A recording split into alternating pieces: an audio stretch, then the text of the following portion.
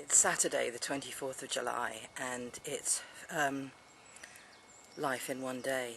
I'm on a heroine's journey, a hero's journey. I'm doing an 8-month training called the Transformation, and you might wonder why. I'm actually in a little graveyard with Christ on a cross.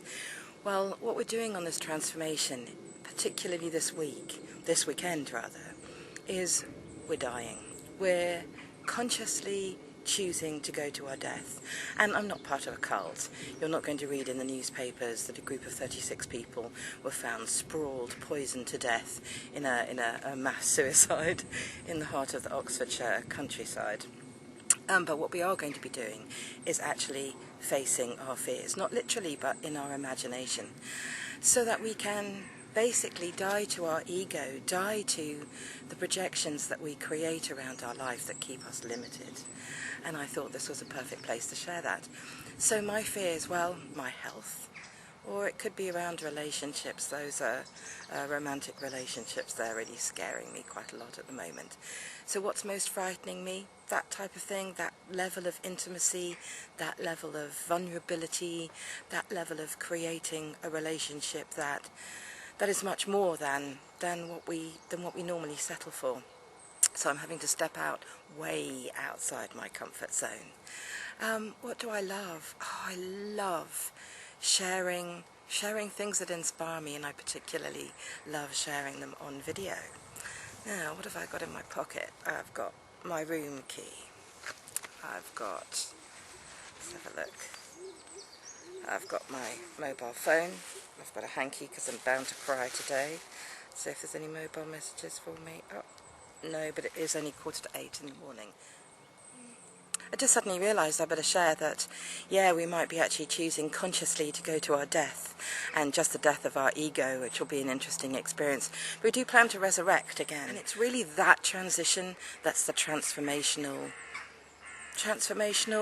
pathway through the death to our resurrection. Watch this space.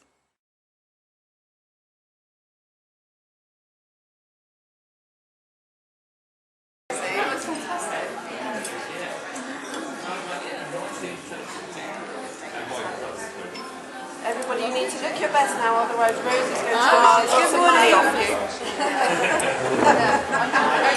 Run away quickly. I know.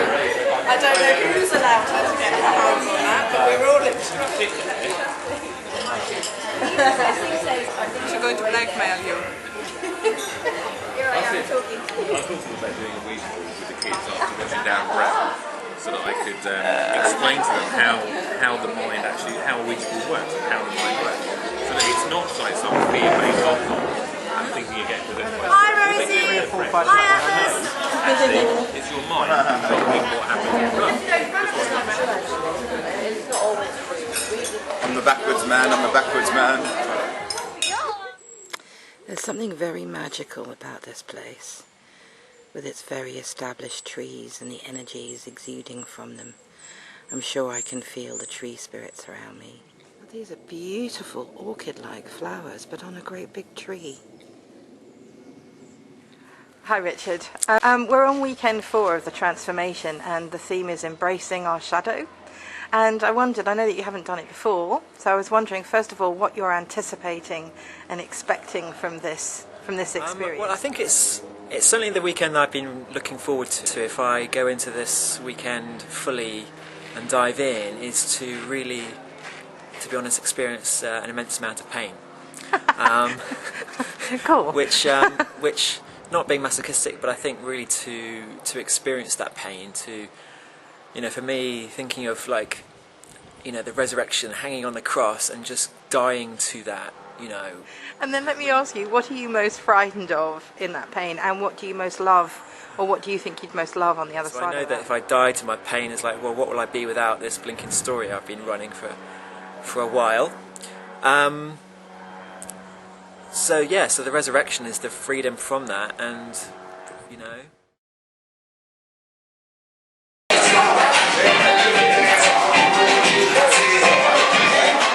Jerry, weekend 4, transformation, death, resurrection. What does the death resurrection part of the hero's journey mean to you, and what are you anticipating? Well, I think my physical body is going into sort of alarm, actually. My body physically is actually in a tight knot. But I don't see it as personally, part of me, whatever part of me that is, doesn't see it as a real problem, but my gut, the real me, the whole rest of me thinks, bring it on. What do you think might happen? What do you think you'd most love to die to? Old habits, old patterns. Remind me of the question again, because I go blank when I'm in one. I'm going to ask you another question. Okay. What are you most frightened of, and what do you most love? I'm most frightened of being me. Wow. I want to be me, but it's also like, oh shit, I'm frightened of my greatness. I'm frightened I might be too great. That sounds really, whatever it sounds, I don't know what it sounds. So yes, I'm frightened of being who I really am. And what do you most love? What do I most love? I love playing, I love having fun, I love dancing, I love so many things. When I'm there, it's like, ugh, it's just, why wouldn't you want to be there? Why should you be so scared of being there? For the transformation, the theme is death, resurrection. Lydia, how do you feel about that point in your particular heroine's journey? Well, it's a fantastic part of the hero's journey because while it sounds really painful, death I presume would be painful, it's a psychological death, not a physical death. So what am I most afraid of? I don't think I'm afraid anymore. I think I was afraid the first time I went through this, and I didn't want to know what was going to come up. I didn't want to face anything that was deep down in the depths of my mind, my heart, my anything. But now that I've been there once, and now that I know that I can die and I can resurrect, and I can actually feel emotion and pain and survive it. I'm really looking forward to it. I'm really looking forward to dying and resurrecting, mainly resurrecting. Coming out the other end, there's just so much great stuff that you can do once you know how to embrace the pain and how to work with the pain and how to then channel that pain and the vulnerability into everyday life. So I just want more of it.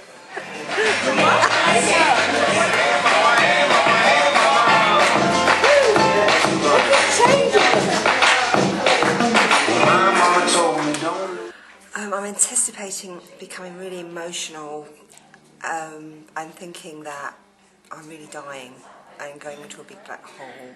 I think that's what I'm anticipating. I want to be just open to it. I just want to go for that, what they call the wound. I want to go for it. I want to see what's there. I want to experience what's there. And I just want to come out the other side. I think it is going to be very painful because this stuff seems so real, and I've lived in it for 58 years of believing believing that is me and who I am, and actually it's just so I want the release of knowing that there's so much more to me, and I just want to go through this thing so I can see it for what it is and actually step into my greatness and live my life the way I've always known deep down that I could. So I think that's it really. What do you think you're most frightened of in your life? I'm frightened in my life of losing control, not being acceptable, not being loved. And what do you most love? Just feeling really, I love it when I feel open-hearted. I love it when I feel in my heart. And I'm not self-conscious about me. I'm out there with other people and connecting with other people. I just love it. What are you most frightened of, Leo? Most frightened of? What are you most frightened of? Frightened of? Everything. Do you have anything between my teeth?